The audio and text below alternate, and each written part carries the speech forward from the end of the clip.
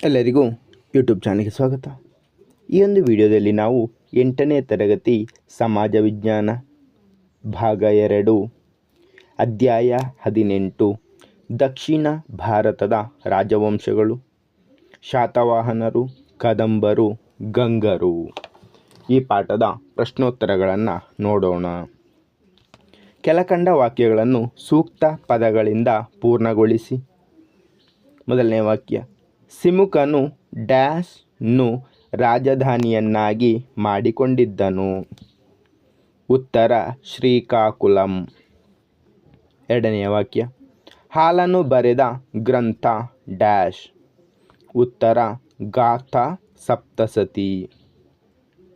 ಮೂರನೆಯ ವಾಕ್ಯ, ಕನ್ನಡದಲ್ಲಿ ದೊರೆತ ಮೊದಲ ಶಾಸನ ಡ್ಯಾಶ್. ಉತ್ತರ ಹಲ್ಮಿಡಿ.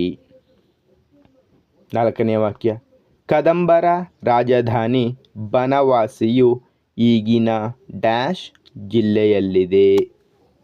ಉತ್ತರ ಉತ್ತರ ಕನ್ನಡ. ಐದನೇ ವಾಕ್ಯ, ಗಂಗರ ಪ್ರಮುಖ ದೊರೆ ಡ್ಯಾಶ್. ಉತ್ತರ ದುರ್ವಿನೀತ. ಆರನೇ ವಾಕ್ಯ, ಚಾವುಂಡರಾಯನು ರಚಿಸಿದ ಗ್ರಂಥ ಡ್ಯಾಶ್. ಉತ್ತರ ಚಾವುಂಡರಾಯ ಪುರಾಣ. ಮುಂದಿನ ಭಾಗ, ಸಂಕ್ಷಿಪ್ತವಾಗಿ ಉತ್ತರಿಸಿ. ಮೊದಲನೇ ಪ್ರಶ್ನೆ, ಶಾತವಾಹನರ ಕೊನೆಯ ಅರಸನಾರು? ಈ ಸಂತತಿಯು ಹೇಗೆ ಕ್ಷೀಣಿಸಿತು? ಉತ್ತರ, ಶಾತವಾಹನರ ಕೊನೆಯ ಅರಸ ಯಜ್ಞಶ್ರೀ ಶಾತಕರ್ಣಿ. ಅವನ ಕಾಲದಲ್ಲಿ ನಿರಂತರ ದಾಳಿಗಳಿಂದಾಗಿ ಸಂತತಿಯು ಕ್ಷೀಣಿಸಿತು. ಎರಡನೇ ಪ್ರಶ್ನೆ, ಶಾತವಾಹನರ ಕಲೆಯ ಬಗ್ಗೆ ಬರೆಯಿರಿ. ಶಾತವಾಹನರ ಕಾಲದಲ್ಲಿ ಅಜಂತ ಮತ್ತು ಅಮರಾವತಿಯ ಚಿತ್ರಕಲೆಗಳು ರಚನೆಗೊಂಡವು. ದೇವಾಲಯ, ವಿಹಾರ ಮತ್ತು ಚೈತ್ಯಾಲಯಗಳನ್ನು ಕಟ್ಟಲಾಯಿತು.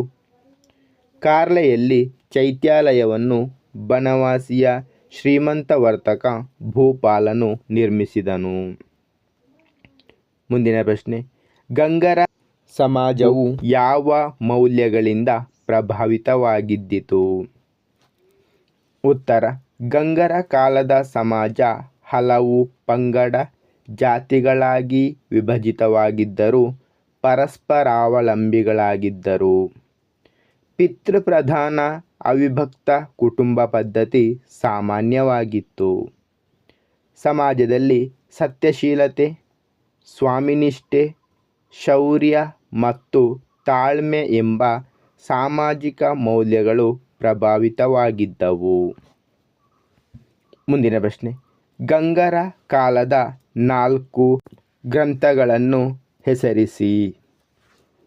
ಉತ್ತರ, ಗಂಗರ ಕಾಲದ 4 ಗ್ರಂಥಗಳು: ದುರ್ವಿನೀತನ ಶಬ್ದಾವತಾರ, ಶ್ರೀಪುರುಷನ ಗಜಶಾಸ್ತ್ರ, ಎರಡನೇ ಶಿವಮಾರನ ಗಜಾಷ್ಟಕ, ಚಾವುಂಡರಾಯನ ಚಾವುಂಡರಾಯ ಪುರಾಣ.